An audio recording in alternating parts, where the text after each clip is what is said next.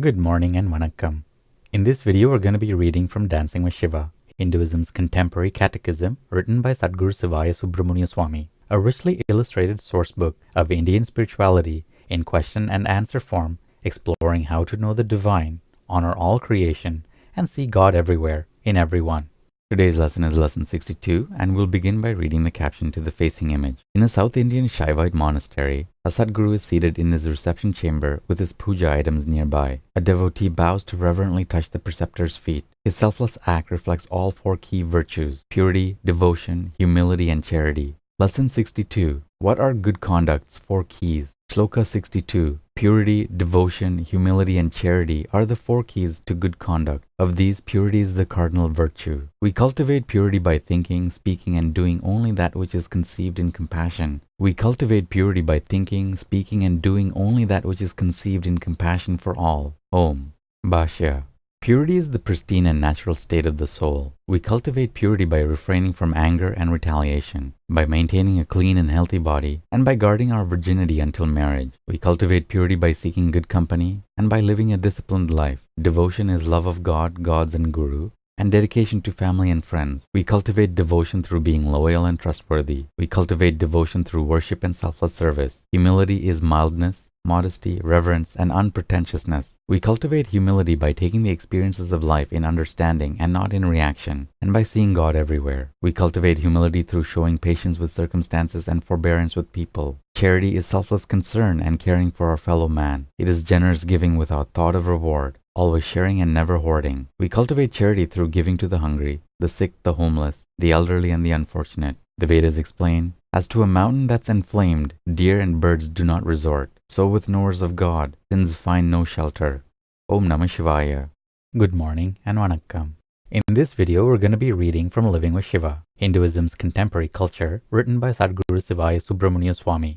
365 daily lessons based on ancient Vedic laws disclosing how to approach family, money, relationships, technology, food, worship, yoga, and karma to live a truly spiritual life.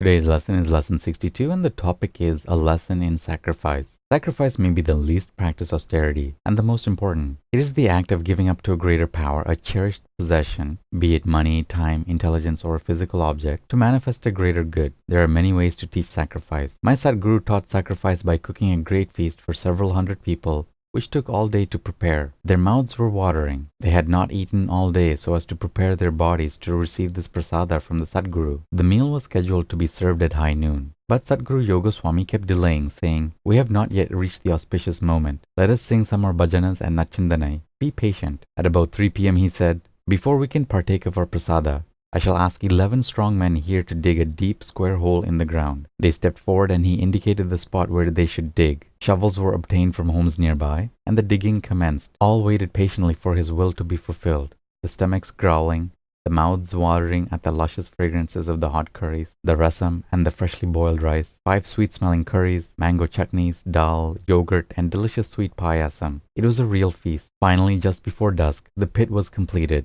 and the great saint indicated that it was time to serve the food. "Come, children, surround this pit," he said. 200 or 300 people stepped forward and surrounded the 10 by 10 foot hole. Women and children were sitting in the front and the men standing in the back, all wondering what he was going to say, and hoping he would not delay any longer with the feast. He said, "Now we shall serve our prasada." He called forward 2 of the huskiest of the 11 men, the strongest and biggest, and commanded, "Serve the rice.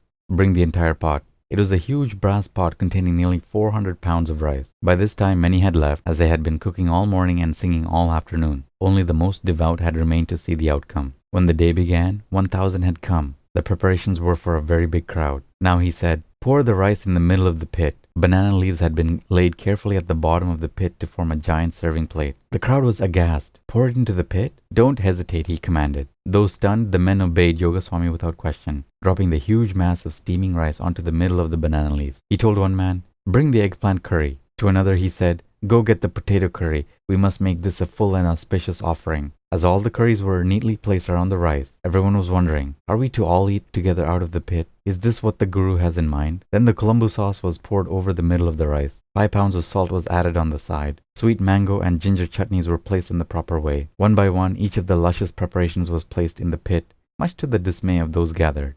Sutra 62 of the Nandinada Sutras, Self-Defense and Law Enforcement. Shiva's devotees faced with imminent danger may elect to injure or kill to protect their life or that of another, or to defend the community as a soldier or a law officer in the line of duty. This is Ahimsa's first exception. Om. Good morning and Vanakkam. In this video, we're going to be reading from Merging with Shiva, Hinduism's Contemporary Metaphysics, written by Satguru Yogaswami. 365 enlightenment lessons from a mystical master revealing the depths of Raja Yoga, the clear white light, the states of mind, and the ultimate spiritual destiny of every seeker.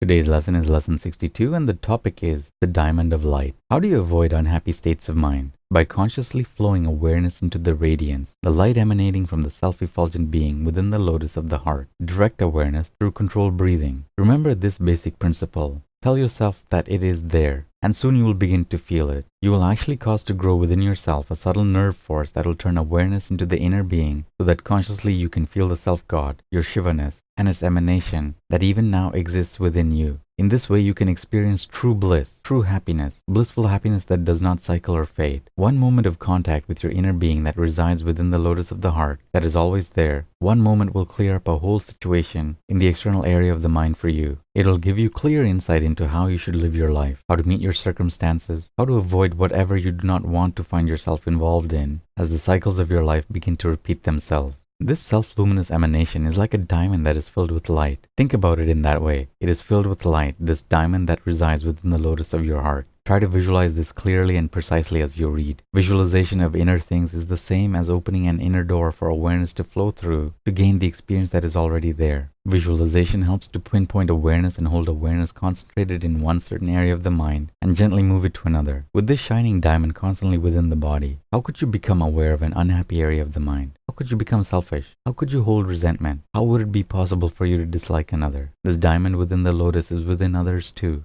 And that's it for today's lesson. Take care of yourself, have a beautiful day, and we'll see you in the next video. Om Namah Shivaya.